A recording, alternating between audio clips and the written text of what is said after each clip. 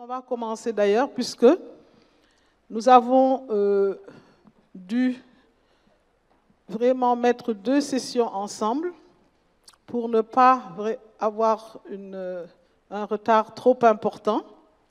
Et le temps de prendre ces 2 sessions et les panélistes, etc., bon, on a peut-être perdu un peu de temps, mais nous sommes maintenant à 15 heures et nous avons 1 heure pour passer le relais aux panélistes qui vont nous entretenir de plusieurs thèmes, le changement climatique et la santé, puis le financement.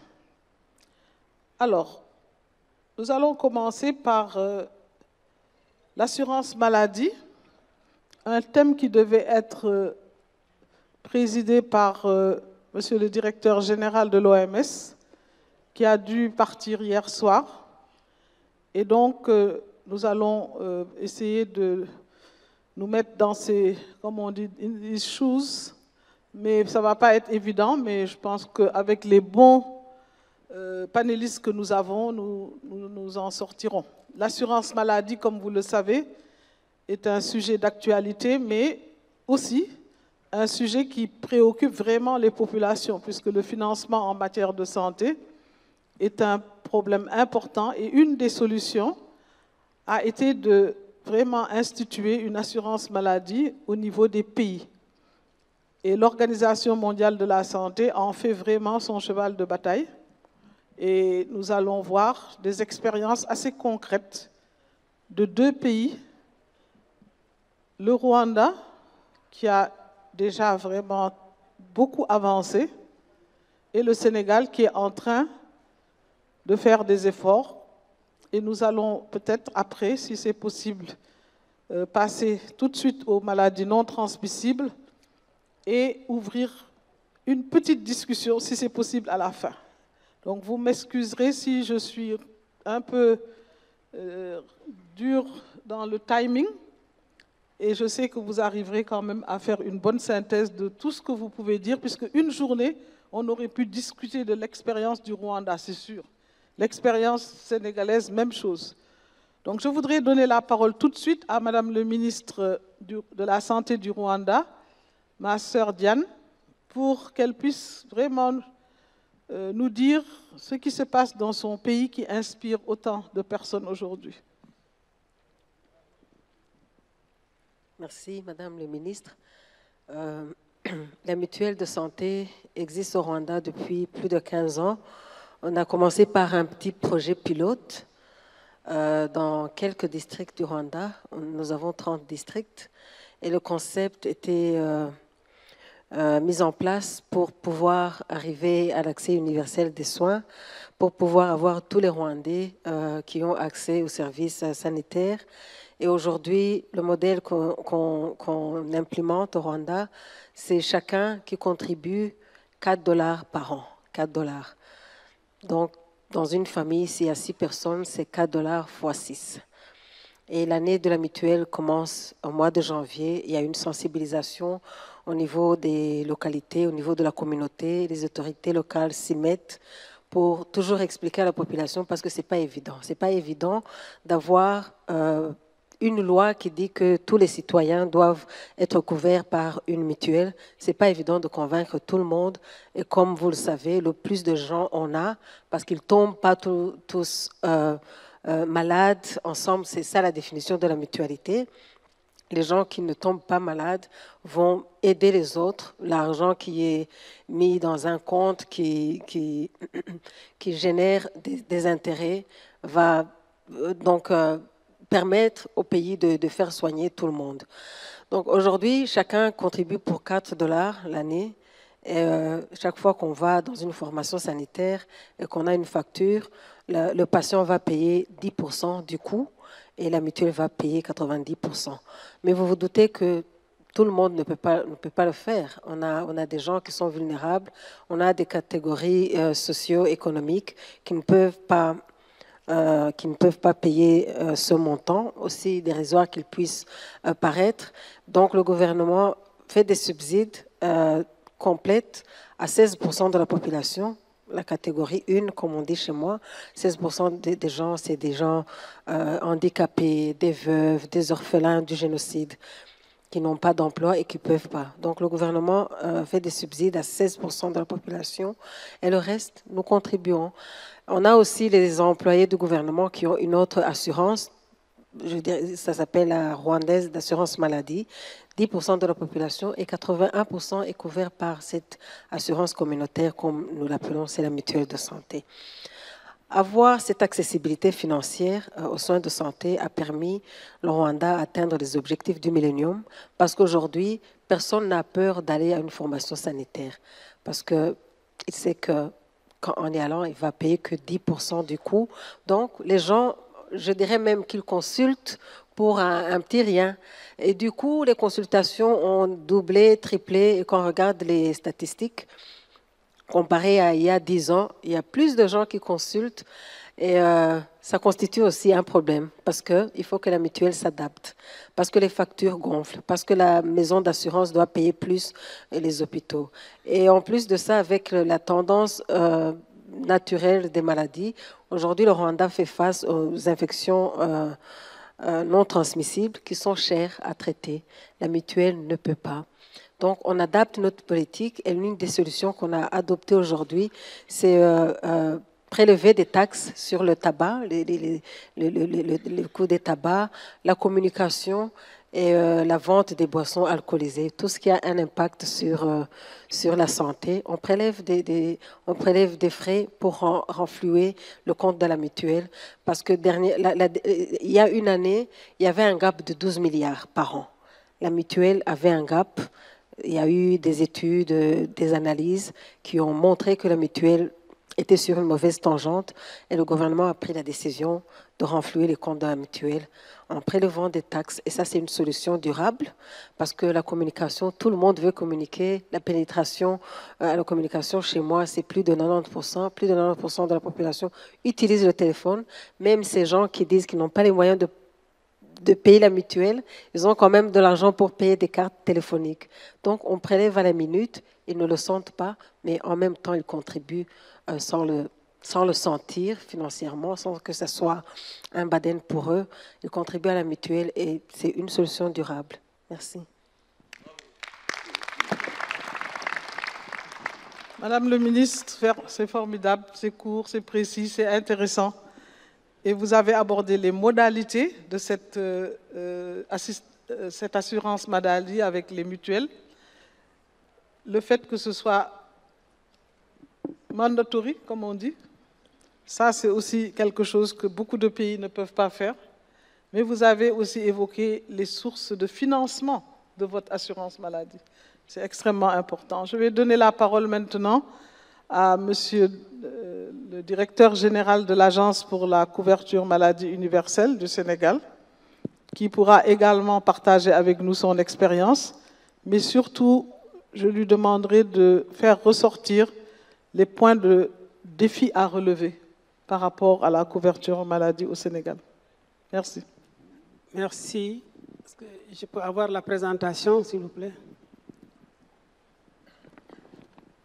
Merci, Madame la Présidente. C'est la deuxième fois que j'ai le privilège, en 2 jours, de partager ce que nous sommes en train de faire au Sénégal.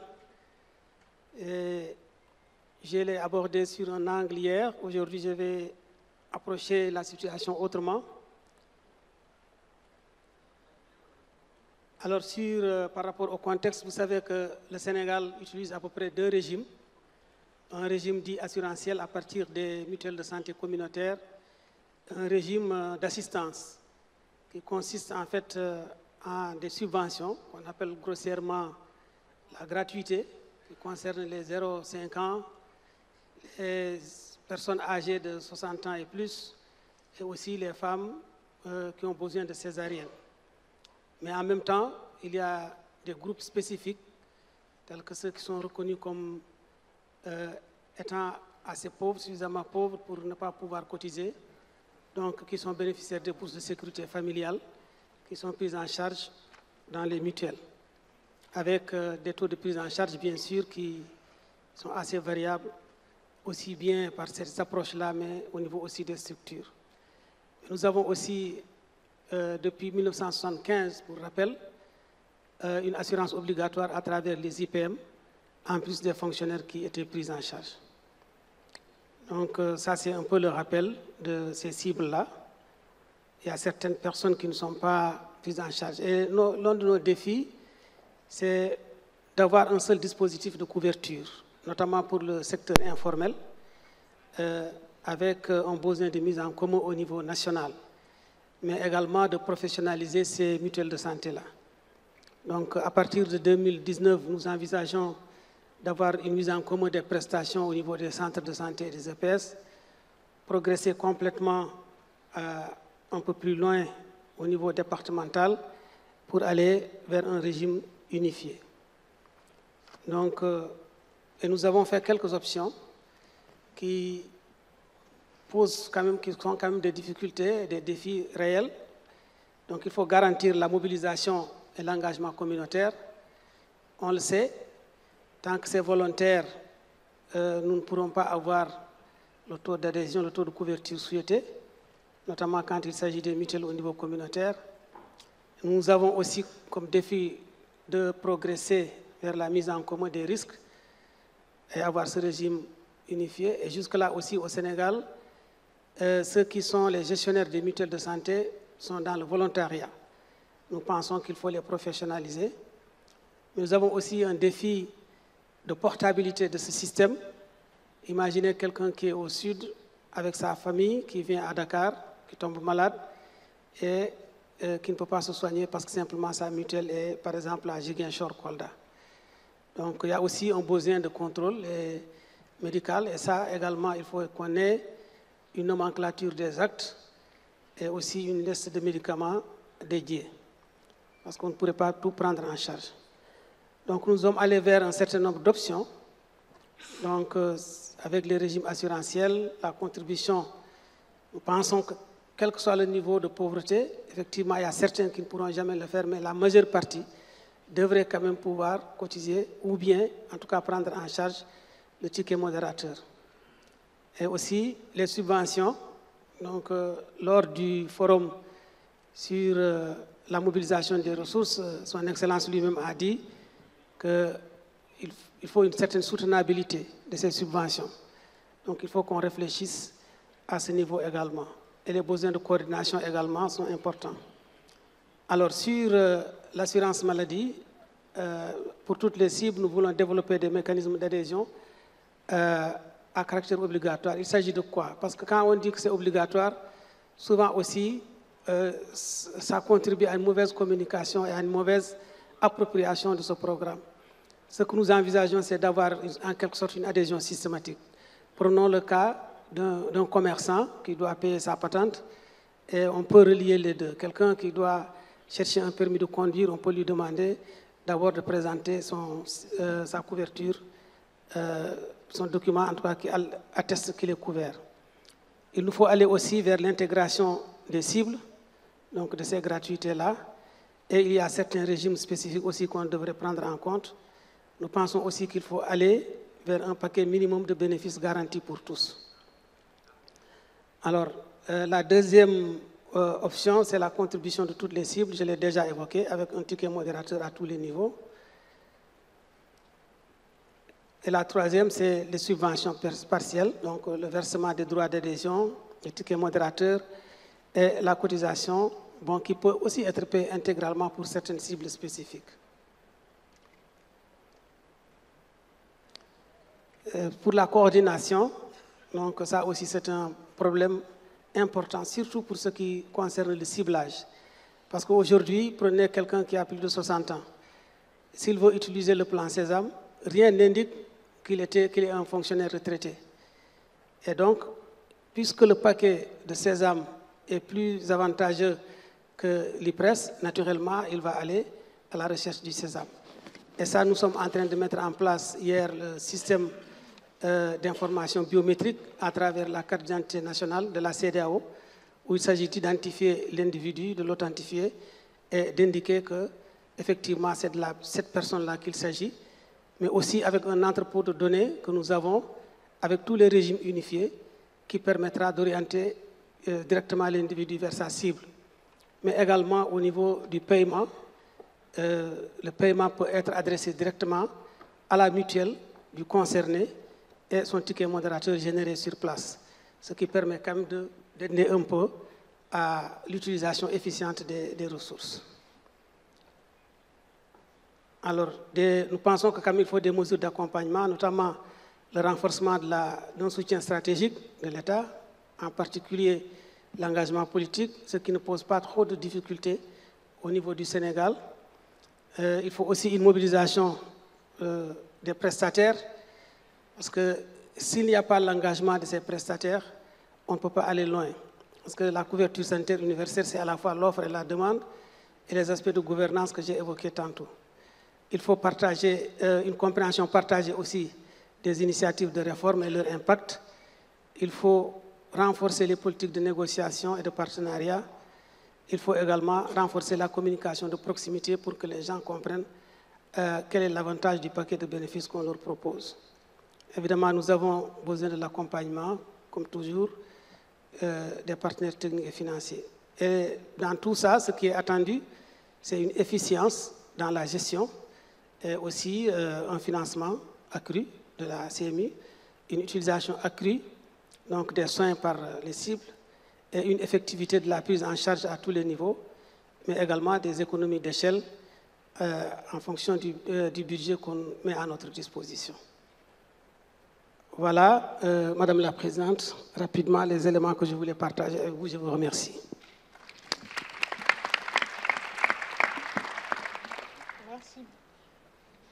Merci beaucoup, Dr Daf. J'étais justement en train de prendre note par rapport aux obstacles que vous étiez en train d'évoquer et de certains points d'option. Et l'un des points importants, peut-être qui sera encore mis sur la table quand on parlera du financement et le recouvrement des coûts, puisque je sais que vous avez souvent des difficultés.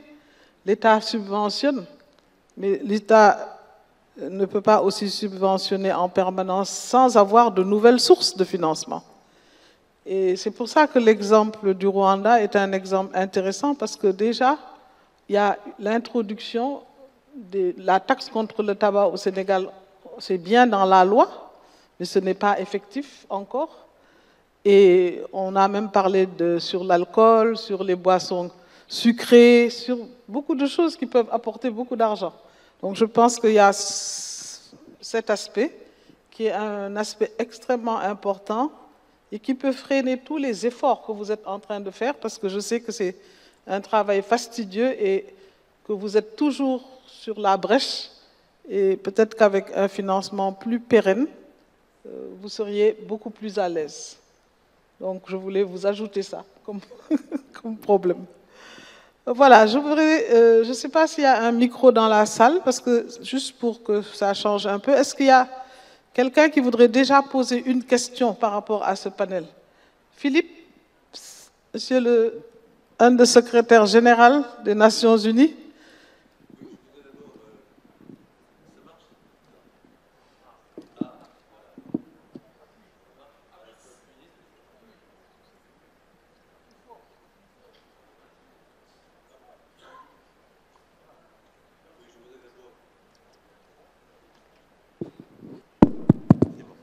Oui, je voudrais d'abord féliciter, bien sûr, le Sénégal et le Rwanda pour ce travail. Deux remarques.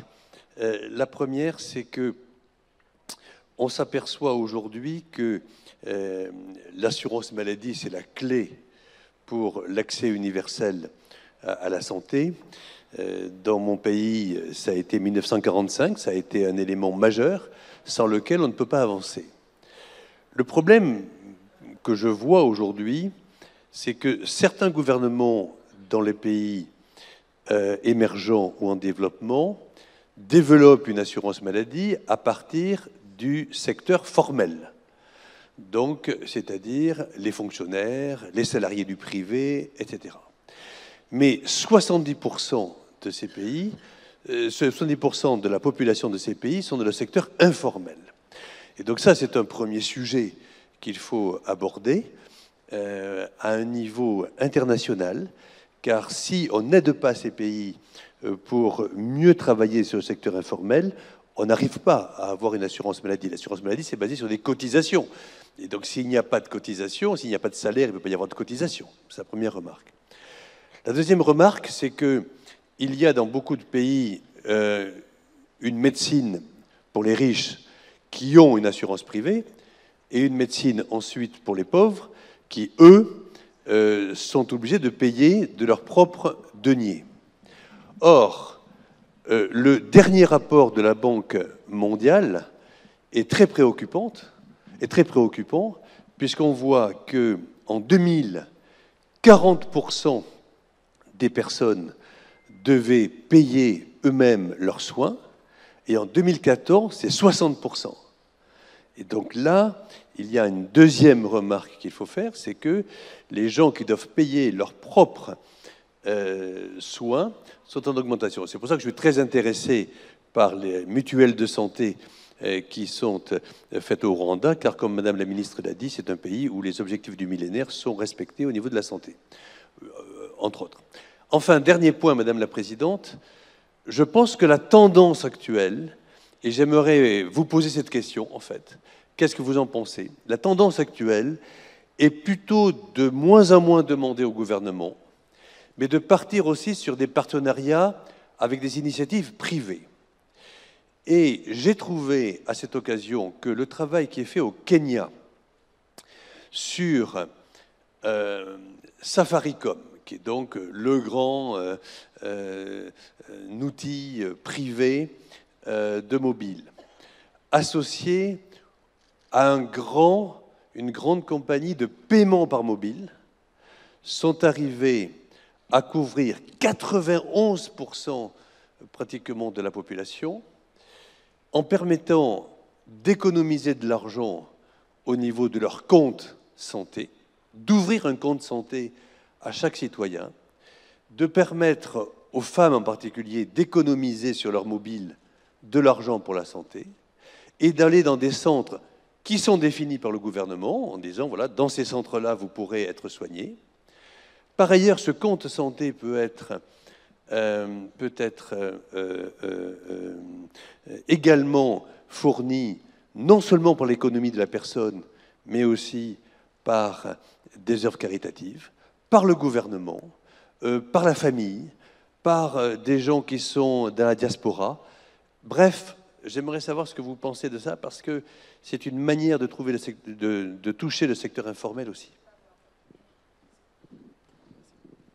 Merci beaucoup, Philippe. C'est sûr que vous avez beaucoup réfléchi à ces problèmes de financement.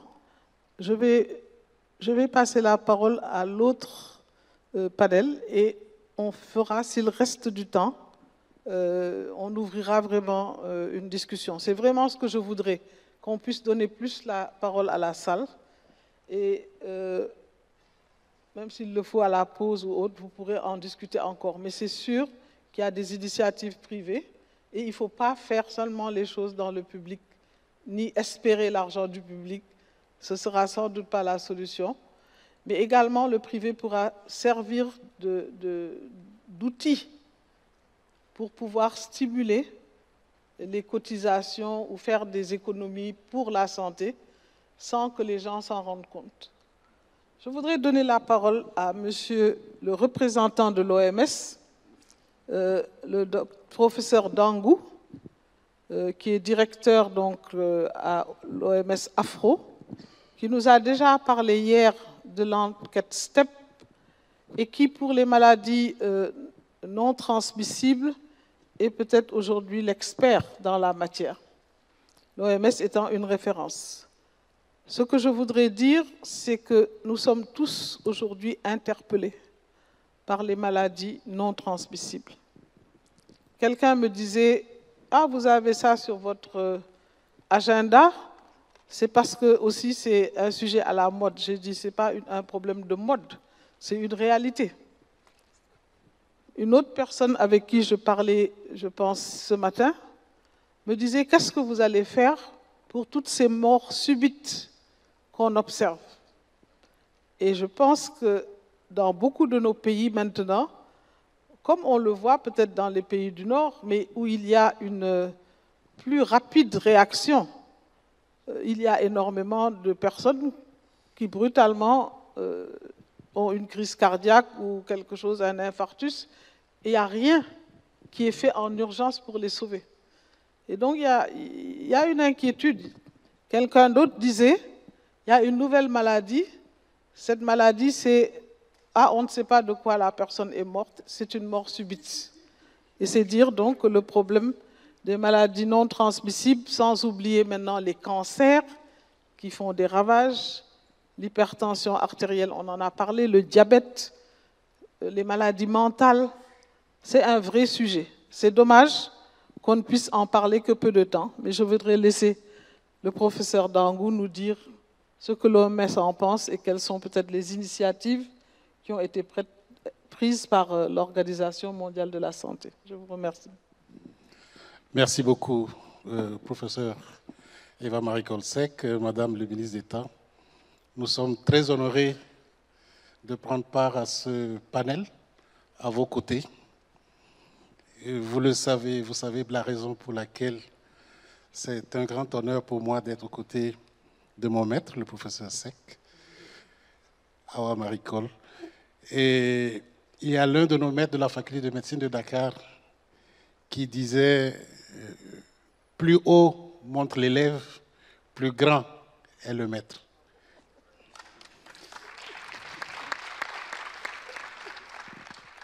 Vous avez magistralement introduit la problématique des maladies non transmissibles dans les pays de la région africaine. Permettez-moi de rajouter quelques chiffres. Hier, lors de ma présentation sur les enquêtes STEPS pour la surveillance des facteurs de risque des maladies non transmissibles, je disais qu'il y a eu 43 pays africains qui ont fait cette enquête. Et nous nous sommes rendus compte que dans la moitié de ces pays, plus de 25% des adultes enquêtés avaient au moins 3 des facteurs de risque des maladies non transmissibles. Et dans notre région, la probabilité de mourir de manière prématurée à cause d'une maladie non transmissible est près de 21%. C'est vrai, si on nous compare aux pays du Nord, c'est faible, mais c'est déjà très élevé. Troisième chiffre, c'est qu'en 10 ans, entre 2005 et 2015, le nombre de décès dus aux maladies non transmissibles a connu une progression de 700 000 nouveaux décès. En 2005, il y en avait 2,4 millions dans la région, et en 2015, nous sommes passés à 3,1 millions. En 2015 et en 2017, l'OMS a fait un rapport sur le suivi des engagements que les pays avaient pris par rapport à la lutte contre les maladies non transmissibles. Et 3 éléments sont ressortis de ce rapport. C'est que, 1, les pays ont établi des cibles nationales basées sur les cibles mondiales qui avaient été proposées pour la lutte contre les maladies non transmissibles. Les pays ont élaboré soit des stratégies nationales, soit des plans d'action de lutte contre les maladies non transmissibles, ou bien, ou certains pays ont élaboré des lignes directrices par rapport au traitement des maladies non transmissibles, que ce soit le cancer, le diabète ou les autres maladies non transmissibles. Mais malheureusement, comme vous le voyez, nous sommes encore à l'étape de définition des politiques et des stratégies. Ce qui fait que les progrès réalisés sur le terrain par rapport à la mortalité ou à la morbidité sont insuffisants. Donc le moment d'agir est bienvenu. Et pourquoi devons-nous agir maintenant? Il y a une série de 5 opportunités parmi la liste des opportunités qui s'offrent à nous que je voudrais rappeler. Récemment, en septembre 2018, en marge de l'Assemblée générale des Nations unies, il y a eu à New York le 3e sommet de haut niveau sur les maladies non transmissibles. Et encore une fois, les chefs d'État et de gouvernement se sont engagés à accélérer la prévention et le contrôle des maladies non transmissibles. ceci est une opportunité pour les pays qui devront saisir cette occasion offerte par la volonté politique au plus haut niveau pour s'engager, encore une fois, dans l'accélération de la lutte contre les maladies non transmissibles. Deuxième chose, l'OMS est en train de rédiger, de finaliser son 13e programme général de travail qui va commencer en 2019. Et dans ce programme général de travail, il y a 3 grandes priorités. La première, c'est d'avoir 1 milliard de personnes supplémentaires qui bénéficient de la couverture sanitaire universelle, 1 milliard de personnes supplémentaires protégées contre les flambées épidémiques et les situations d'urgence, et 1 milliard de personnes supplémentaires bénéficiant d'un meilleur état de santé et de plus de bien-être. Voici encore une autre opportunité pour les pays de profiter de cette dynamique pour intégrer la lutte contre les maladies non transmissibles dans la couverture sanitaire universelle. Parce que sans lutte et sans diminution de la charge de maladies non transmissibles, il n'y aura pas de couverture sanitaire universelle. En août 2018, ici même à Dakar, lors du comité régional de l'OMS pour l'Afrique, nous avons lancé le premier rapport sur la santé dans la région africaine de l'OMS. C'est le fruit de notre transformation au niveau de la région pour être plus proche et répondre aux attentes des pays. C'est un rapport qui fait une analyse statistique de là où les pays sont aujourd'hui en matière de santé. Je pense que ceci est aussi une opportunité pour les pays qui doivent utiliser ces données dans la planification et lors de leurs efforts pour atteindre la CSU et réaliser les objectifs de développement durable. Dernière opportunité. Nous sommes dans une révolution de la santé numérique et dans l'utilisation novatrice des technologies comme le système d'information géographique, et cela pourra nous aider dans la transformation de nos systèmes de surveillance, mais aussi des prestations de services que nous faisons. Il y a une success story au Sénégal, c'est l'utilisation de la téléphonie mobile dans la lutte contre le diabète, le fameux M-diabète, qui a été publié dans des journaux internationaux. Et j'exhorte les collègues qui ne connaissent pas cette initiative à prendre des informations à ce sujet. Et surtout, les pays doivent tirer parti de l'empreinte numérique croissante et utiliser le système d'information géographique et la téléphonie mobile pour des moyens novateurs pour améliorer la prévention et le traitement des maladies non transmissibles. Je vais terminer en faisant une proposition de mesures que nous, à l'OMS, nous préconisons et que nous pensons pourront faire avancer les choses pour une plus grande efficience et une plus grande efficacité dans la lutte contre les maladies non transmissibles. Premièrement, nous exhortons les pays à renforcer la réponse multisectorielle, car la lutte contre les maladies non transmissibles, y compris leurs facteurs de risque, va au-delà du secteur de la santé. Vous ne pouvez pas lutter contre le tabagisme sans y impliquer d'autres départements gouvernementaux comme la justice, comme le commerce, comme l'éducation, comme la communication, et j'en passe. Deuxième élément que nous proposons, il faudra mobiliser et allouer des ressources financières suffisantes et durables, en commençant par les allocations domestiques, en commençant par une augmentation des allocations du budget national. Une autre possibilité, c'est d'instaurer des mécanismes de financement innovants. Vous en avez déjà parlé, Madame le ministre. Le collègue de la couverture médicale en a aussi parlé. Et depuis hier, on entend parler de ça. Ce sont ces nouvelles politiques fiscales, les politiques de taxation sur les produits malsains. Le troisième élément aussi qui permet de mobiliser des ressources financières additionnelles, c'est de nous rapprocher des sources bilatérales, mais aussi des sources multilatérales, afin de mobiliser des ressources financières. Troisième élément, troisième conseil, c'est d'accélérer la mise en œuvre de ce que nous appelons les best buy au niveau de l'Organisation mondiale de la santé. Ce sont des meilleurs choix. Lors de l'avant-dernière Assemblée mondiale, il y a eu une proposition faite par l'OMS d'intervention au meilleur coût-efficacité qui peuvent être mises en œuvre au niveau des populations pour la lutte contre les maladies non transmissibles. Je peux vous en citer quelques-unes. C'est bien entendu la sensibilisation et l'éducation des populations pour un changement de comportement. C'est la taxation sur les produits malsains. Ce sont ces produits qui interviennent dans le déterminisme des maladies non transmissibles.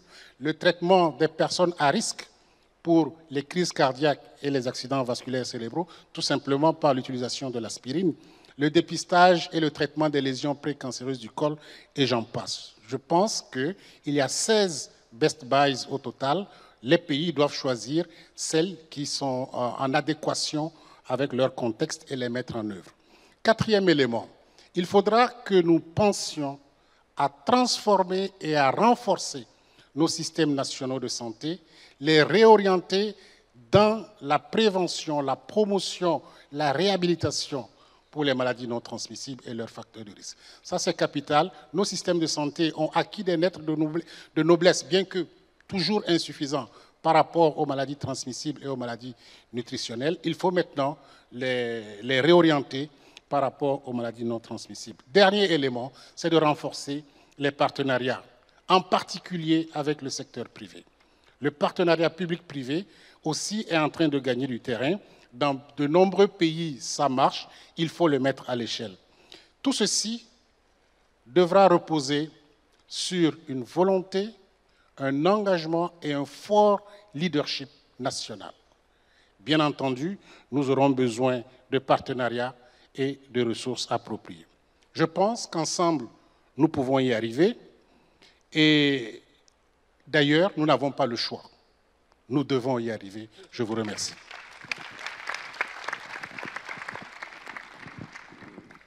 Merci beaucoup, professeur. Vous avez eu le tour d'horizon et même des stratégies et des conseils. Donc, si vous pouvez d'ailleurs nous envoyer tout cela, parce qu'à la fin, nous avons l'intention de récupérer toutes les présentations et de faire un petit livre, en tout cas, qui pourra être distribué à tous les participants. Mais ce sont des conseils importants que tout le monde devrait avoir et que les décideurs aussi devraient connaître pour pouvoir faire les choix les plus adéquats. Je voudrais maintenant passer la parole à M. Bernard Colombo, qui est le président, alors je ne sais pas, ce sont leurs acronymes, de Roche Diagnostic France, mais il est le président de beaucoup de choses. Alors, je vais vous dire une chose, peut-être que ce serait bien que vous passiez me voir assez régulièrement, parce que depuis que je l'ai vu, il a eu plusieurs promotions. Alors, peut-être que je lui ai porté bonheur. Hein? Sûrement. Vous avez la parole. Madame la ministre d'État, un grand merci tout d'abord. Effectivement, je vous ai rencontré au mois d'avril. Vous m'aviez promis cette invitation et je suis un des rares exemples sur cette estrade de l'industrie du privé, donc représentant l'industrie. Et depuis hier, on entend à maintes reprises qu'il faut se réinventer la façon de travailler entre les gouvernements, l'industrie, le privé, les organismes de financement, la Banque mondiale, etc. Donc un grand merci pour cette invitation et l'opportunité qui m'est donnée d'illustrer, on va dire, sur 2 points particuliers, la notion de maladie non transmissible. Donc la femme a été à l'honneur depuis hier dans ce forum et les 2 exemples que j'aimerais prendre pour parler un petit peu plus de l'approche que je pense on peut développer de façon beaucoup plus forte dans le privé vont être autour du cancer du col de l'utérus et du cancer du sein. Alors j'aimerais quand même faire un lien avec tout ce qu'on a entendu, avec une très forte dominance des maladies infectieuses. J'espère qu'on va voir se produire un petit peu tous les souhaits de régression, de meilleure prise en charge, de traitement. Et si on arrive à diminuer l'incidence HIV, hépatite, etc., il faut réaliser qu'en même moment, ça veut dire qu'en donnant une espérance de vie plus longue aux femmes, on va rencontrer une augmentation du nombre de cas qui aujourd'hui est complètement sous-estimé, en particulier de ces 2 types de cancers. Donc ce sera vrai pour beaucoup d'autres types, mais comme je dis, je vais me focaliser sur ces 2-là, parce que sinon, ça prendrait beaucoup trop de temps. Donc l'approche que nous avions discutée ensemble quand je vous ai rencontré est de dire il n'est pas possible qu'on continue au niveau du privé d'adresser les problématiques thérapeutiques, les les problématiques uniquement sur l'aspect de nos spécialités industrielles. Alors, c'est quoi une spécialité industrielle? Ça va être un outil diagnostique. Un outil diagnostique, eh bien, ça consiste à donner des informations aux cliniciens pour qu'ils puissent prendre un choix de traitement. Et donc, on a parlé ce matin de l'accès aux médicaments. Le médicament est-il la seule option de traitement qui se présente dans le cas, par exemple, d'un cancer du sein? Non, pas du tout. Il faut aussi entrevoir d'autres disciplines que nous ne maîtrisons pas individuellement, société par société, mais que nous pouvons maîtriser collectivement si nous nous associons, si nous nous asseyons autour de la table pour discuter avec vous, avec les organismes de financement. Alors, je vais essayer d'illustrer un petit peu plus précisément mon propos. J'ai parlé du cancer du col. Donc, cancer du col, madame, ce matin, avait dit, y a-t-il un lien, est-ce qu'on peut penser à un moment donné, relier le HIV et le cancer du col? Alors, il y a des façons de le faire. Et les industriels, comme la société Roche, a une responsabilité. C'est de dire, avec le même prélèvement d'origine et sur le même système, nous pouvons faire les deux tests. Mais si à un moment donné, on discute d'un financement, de l'approche et de l'éducation, alors on ne verra qu'une petite partie de l'iceberg. Alors que l'on pourrait, à moindre coût, à moindre frais, directement avoir une vision beaucoup plus large de quelles sont les pathologies auxquelles sont exposées les populations. Et donc ça, c'est quelque chose qui me tient particulièrement à cœur. Et donc, au lieu de parler dépistage uniquement, au lieu de parler diagnostic uniquement ou de parler traitement, alors j'ai les acronymes, je parle de SEDDT. C'est quoi? Le S, c'est la sensibilisation. C'est là où ça va commencer. Et là, je pense qu'il y a une responsabilité très importante, au moins, de porter le message de la part des gouvernements. Ce ne sont pas les industriels qui vont pouvoir acter sur l'aspect sensibilisation. Le E, il est relatif à l'éducation. Et là, nous avons beaucoup à faire. Au niveau de l'éducation va aller aussi bien vers le patient, ou le patient potentiel, va aller vers les professionnels de santé. Alors, quand on parle du diagnostic, très souvent, on associe le diagnostic à des équipements qui sont souvent lourds. Il est important que, quand on amène ces équipements dans des laboratoires, dans des hôpitaux, eh bien, on amène en même temps toute l'éducation nécessaire pour qu'ils soient utilisés, qu'ils puissent être maintenus, qu'ils puissent être réparés et utilisés le plus longtemps possible. Donc ça, c'est une responsabilité que nous avons. Et un exemple concret pour pouvoir effectuer ça, nous avons vu le professeur Mboup ce matin et la société Roche a décidé d'implanter un centre de formation pour l'Afrique subsaharienne francophone au sein de l'IRSF qui sera inauguré au premier trimestre de l'année prochaine. Donc ça, c'est un exemple très concret de responsabilité et de ne pas uniquement regarder l'aspect diagnostic ou l'aspect traitement. Pour revenir à l'illustration que j'avais du diagnostic et du traitement et du cancer du sein, eh bien, c'est la même chose, c'est-à-dire, à un moment donné, sur un cancer du sein, une société comme la société Roche peut amener des éléments de test, alors on les appelle les récepteurs hormonaux, le test HER2, en fonction de ces résultats diagnostiques, soit il y aura une option de médicaments, soit il y aura une option de chimiothérapie, soit il y aura une option chirurgicale ou de radiothérapie. Et il faut qu'on s'assure que l'ensemble des équipements sont à disposition, parce que sinon, il y aura une dépense qui sera faite pour tester une population, alors qu'une grosse partie de cet argent, finalement, ne servira à rien, puisqu'il n'y aura pas les options associées. Donc c'est pour moi vraiment le concept de dire, et s'il y a des industriels dans la salle, et je sais qu'il y en a au premier rang, on va se rencontrer, il faut que cette initiative vienne de nous, industriels, entre nous, de façon à avoir, nous avons cette compréhension des pathologies, on peut venir ensuite s'asseoir à la table pour parler financement et avec les gouvernements pour porter la priorité des projets et la sensibilisation. Dans le cas du cancer du col, j'aurais juste terminé, et après je vous rends la parole, j'aurais terminé avec un exemple très concret. J'ai entendu parler ce matin, effectivement, le fameux test HPV, donc le papillomavirus. Beaucoup de femmes peuvent être contaminées, et dans la vie d'une femme, il n'est pas rare d'être contaminé. La majorité de ces infections, naturellement, vont être liées à une régression. Il n'y aura pas besoin ni de traitement, ni rien. Où est-ce qu'on peut encore améliorer le processus et rendre la dépense de l'argent public encore plus efficace? Un certain nombre de femmes, en étant testées sur un test très particulier qui s'appelle le test Syntec+, qui est un test de cytologie, on est capable de déterminer au moment d'une infection si une patiente peut ou non est candidate au développement du cancer du col. la majorité des populations, l'infection va régresser. Pour une petite minorité, ça va se transformer en cancer du col. Eh bien, c'est un autre exemple de dire financer uniquement le test HPV seul, et la société Roche a un test qui s'appelle Cobas HPV qui est disponible, de mon point de vue, n'est pas une approche responsable de la part de la société. Il faut amener la solution complète qui va jusqu'à l'identification de la population à risque, qui sera la seule qui devra être suivie, de façon à être certain que plus tard, cette patiente, 10 ans, 15 ans, 20 ans plus tard, ne développe pas le cancer. Enfin, je voudrais terminer mon dernier point et saluer l'initiative que votre gouvernement a prise sur la vaccination. On a parlé de la vaccination. C'est vrai que la vaccination montre son efficacité, mais dès l'instant où ce sont de très jeunes filles qui sont vaccinées, ça veut dire qu'il reste à charge pour notre société d'avoir une population pendant 4 ou 5 décennies qui sera encore exposée au risque du cancer du col. Donc j'incite aussi tout le monde à réfléchir à cet aspect, ne pas penser que la vaccination, même si c'est une initiative parfaite qu'il fallait commencer, parce qu'elle aboutira et elle amènera son résultat, mais en fait, il y a encore 4 décennies dont il faut qu'on prenne soin.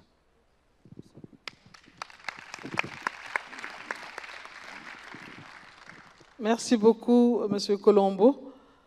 Je vois que, voilà, Françoise Barré-Sidouti, nous étions ensemble dans une émission tout à l'heure et on nous demandait justement quel était le nouvel esprit, cette réunion, qu'est-ce qu'elle devait apporter.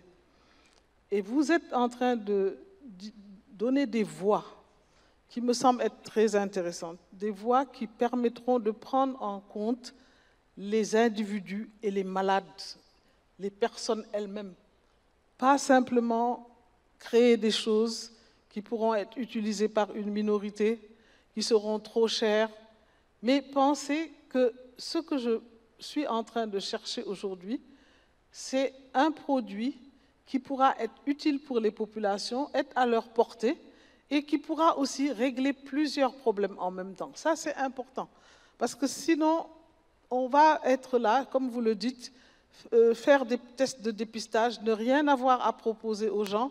Et ça, c'est même plus grave, parce que dire à quelqu'un, oui, vous avez tel type de cancer, et ne même pas avoir une structure ou un espoir de pouvoir prendre en charge ces personnes, cela est un problème. On a parlé tout à l'heure, d'ailleurs, pourquoi pas, de phytothérapie, de plein de choses. Il ne faut pas qu'on reste comme ça, omnibulé, ou bien dans notre petit cercle à nous dire c'est tel type de choses seulement qu'il faut faire. Et j'apprécie vraiment votre ouverture d'esprit. Et c'est bien pour ça aussi que je m'étais dit que ce serait bien de vous inviter. Voilà, merci beaucoup. Alors j'avais vu un doigt levé là, et puis un derrière. Vous êtes bien là encore? Là? Oui, d'accord. 4, 5. Alors, j'ai vraiment 5 minutes pour 5 personnes. 1 minute par personne et on vous répond. Sinon, on risque de ne pas vous répondre. Allez-y, madame. Si cela peut être 1 minute, une question rapide. Où est le micro? C'est elle? Ah bon, c'est une autre? Ben, lui, il est là-dedans. Comme il a le micro, allez-y. Il fait partie des 5.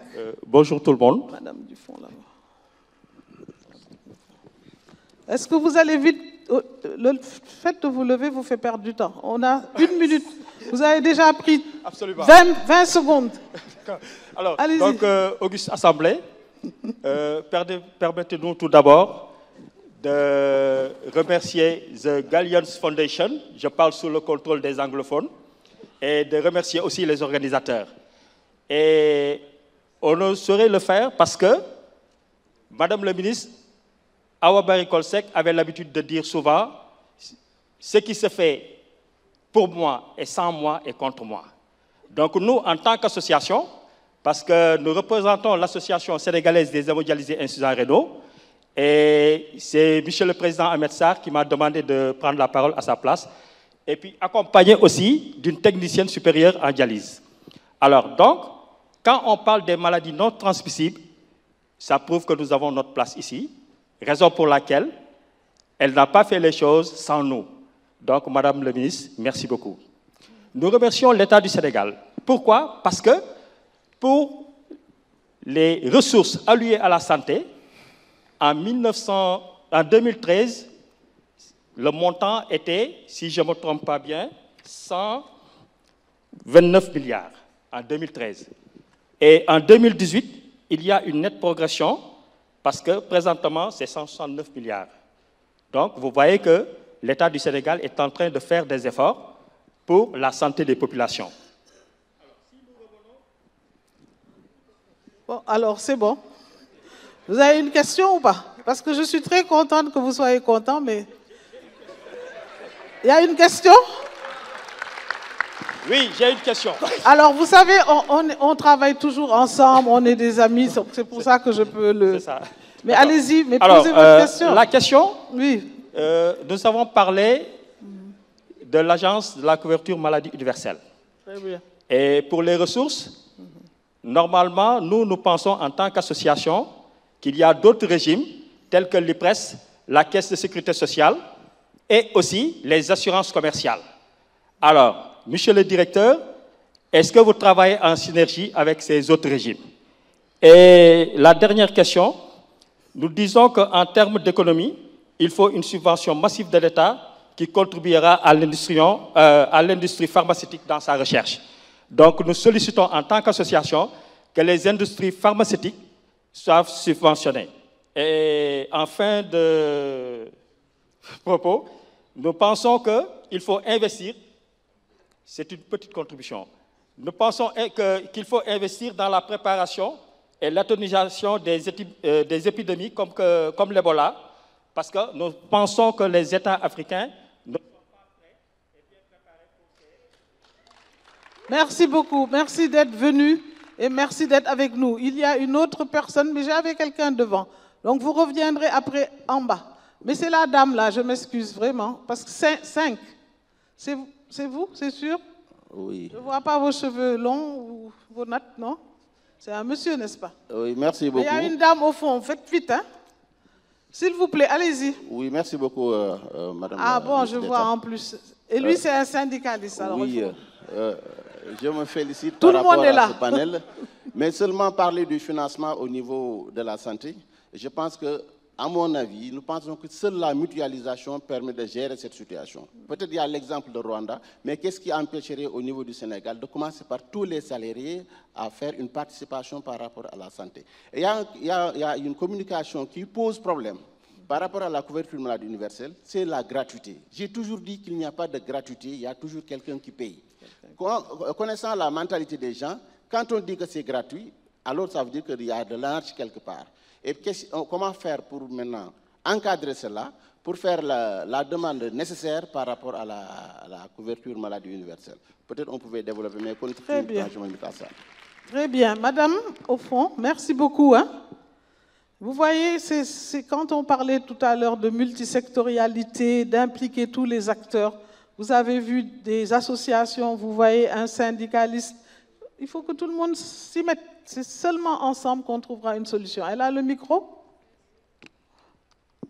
Oui? Thank you very much. Speaking in English. Are you speak English? Okay. Yeah, thank you. My question is based on the forum we had yesterday.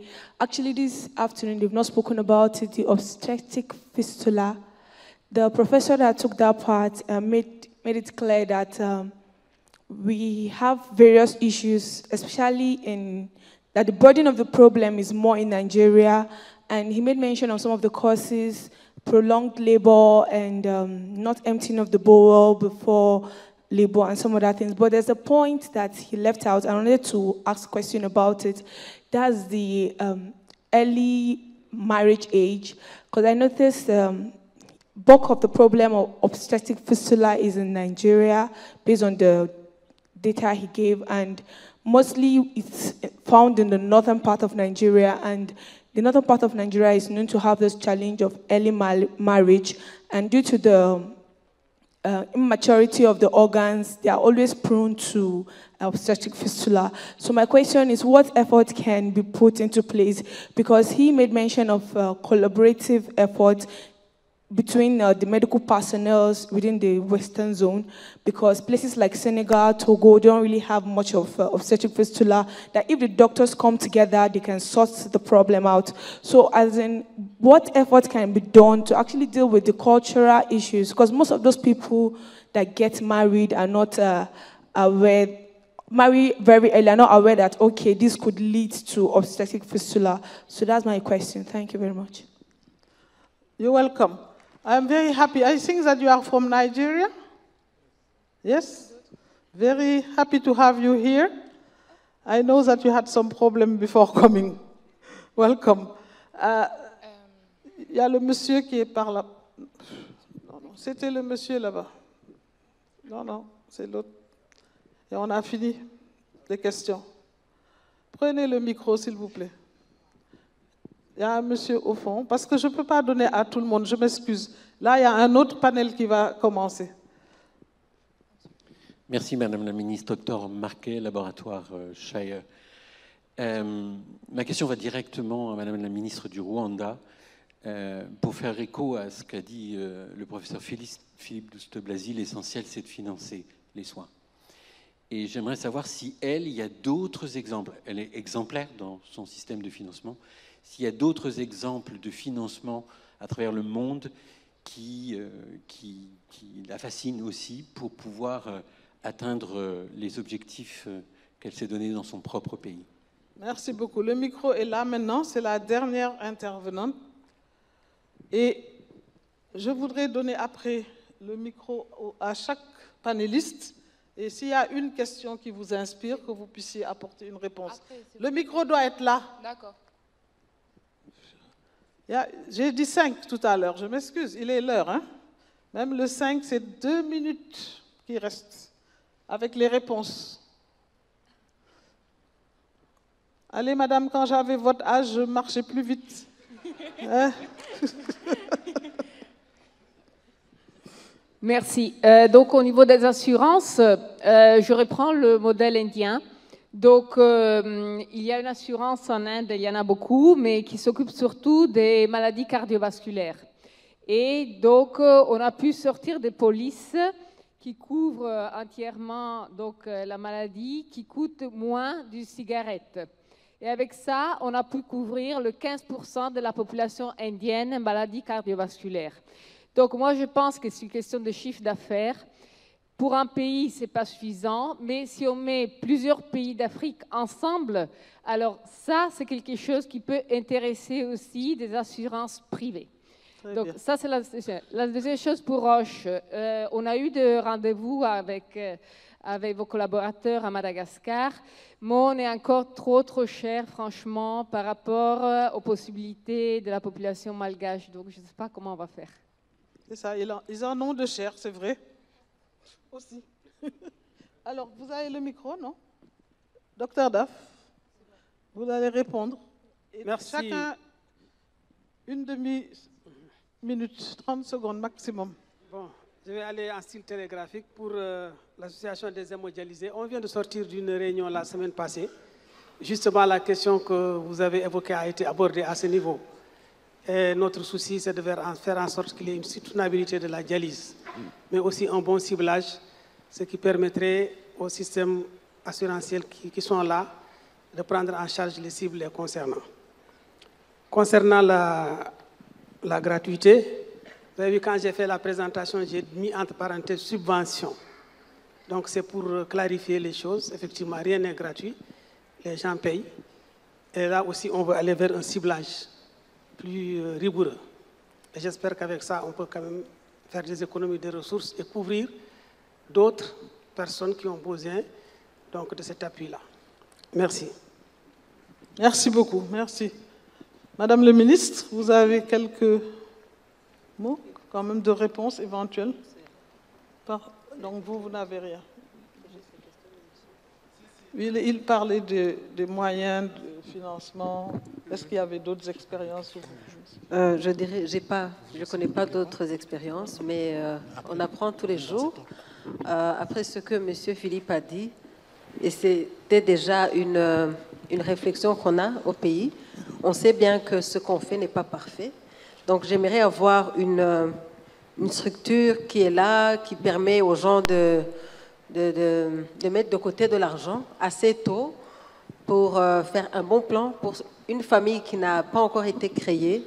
Donc mettre de côté de l'argent pour le futur, c'est un modèle qui m'inspire et qui devrait être bien étudié, bien analysé par tous les pays pour planifier pour l'avenir. Merci beaucoup. Donc très rapidement, effectivement, juste pour rebondir sur votre commentaire, j'ai illustré mon propos sur le fait qu'il fallait qu'on change l'approche. Il ne faut pas regarder le prix d'un traitement seul, le prix d'un diagnostic seul ou le coût du dépistage. Il faut prendre ça de façon transversale et c'est ce qui amènera les solutions et qui permettront d'implémenter des vraies solutions de santé publique avec un reste à charge pour les pays africains qui devrait être de l'ordre de 0 pour l'individu. Merci beaucoup. Monsieur Dango. Je n'ai pas eu de questions, mais je voudrais insister sur 2 points. Le premier point, c'est la promotion et la prévention des maladies non transmissibles. Et le second, pour plus d'équité, il nous faudra décentraliser la prise en charge des maladies non transmissibles au niveau des soins de santé primaires en mettant en œuvre des paquets d'interventions qui sont adaptés à ce niveau. Je vous remercie. Merci beaucoup. Just I would like the ladies, a young lady who were just there speaking on fistula and early marriage, all these things. You know, this is one of the points we didn't really discuss a lot during this meeting. Maybe next time we will have more time to put it in. But why? It's because we had some big conference already on reproductive health, and all this topic has been discussed. But it is not that we will not do that. And you have, yesterday, you had a session where you had this type of, I think it was Professor Magui. He put it very clear, and they are doing a lot of work on that. And this is a big problem in Africa, and we need to take care of that. But I am sorry that we didn't have time to put it very clear in our program. Mesdames, Messieurs, j'ai entendu la musique. Je voudrais remercier les panélistes, vous remercier également et vous dire que pour nous, c'était très important qu'on puisse avoir cet échange et que nous allons continuer durant toutes les autres opportunités que nous aurons. Monsieur le MC, normalement, vous coupez la parole et vous avez pas envie de me la couper ou comme ça vous nous libérez.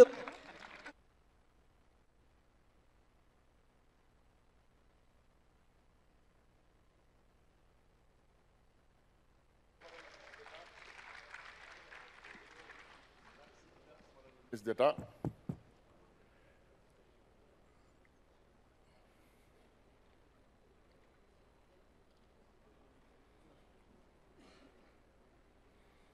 Maintenant, nous allons passer à un autre panel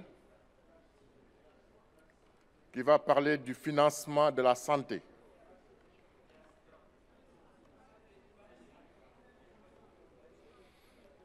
Quel financement pour la santé? Oui. Panel numéro 6, conséquences sanitaires. Voilà.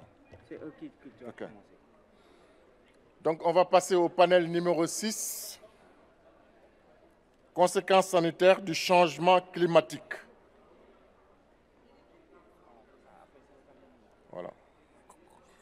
Conséquences sanitaires du changement climatique.